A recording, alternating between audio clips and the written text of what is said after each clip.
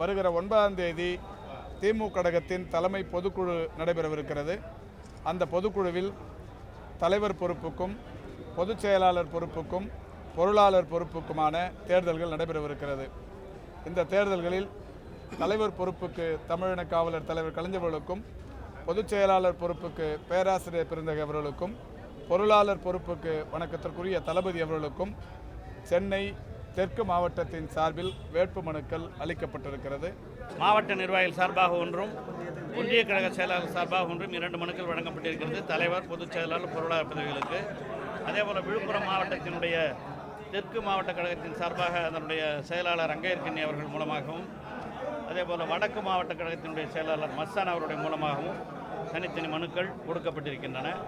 ஆக மொத்தம் 4 மனுக்கள் விழுப்புரம் மாவட்டத்திலிருந்து, ஒன்றுபட்ட விழுப்புரம் மாவட்டத்திலிருந்து 4 மனுக்கள் வழங்கப்பட்டிருக்கிறது. தலைவர் பதவிக்கு தலைவர் கலைஞர் அவர்களும், பொதுச் செயலாளர் பதவிக்கு பேராசிரியர் அவர்களும், பொருளாளர் பதவிக்கு தளபதி ஸ்டாலின் அவர்களும் போட்டியிட மேற்கு சென்னை மாவட்ட கழகத்தின் சார்பில் அவர்களிடத்திலே கையொப்பத்தை பெற்று இன்றைக்கு நாங்கள் முதலில் மனு தாக்கல் செய்திருக்கிறோம்.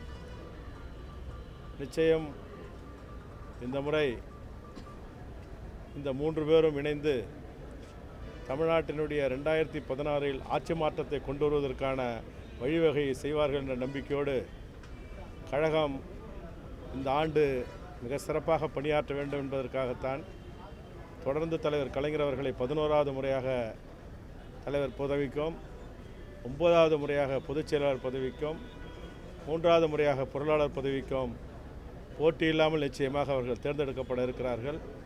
காலை 10 மணி முதல் வேட்புமனுக்களை பெற்று வருகிறோம். இதுவரை 33 மனுக்கள் தலைவர் கலைஞர் அவர்களுக்கும், பேராசிரியர் அவர்களுக்கும், பொதுச் செயலாளருக்கும், அதேபோல் பொருளாளர் பதவிக்கு தளபதி அவர்களுக்கும் நாமினேஷன்கள் வேட்புமனு தாக்கலாகி இருக்கிறது. 4 தணிக்கை குழு உறுப்பினர்களுக்கும் வேட்புமனு தாக்கல் செய்யப்பட்டிருக்கிறது. நாளைய தினம் பரிசீலிக்கப்பட்டு 9ஆம் தேதி தேர்தல் அறிவிப்பு பொதுக்குழுவில் அறிவிக்கப்படும்.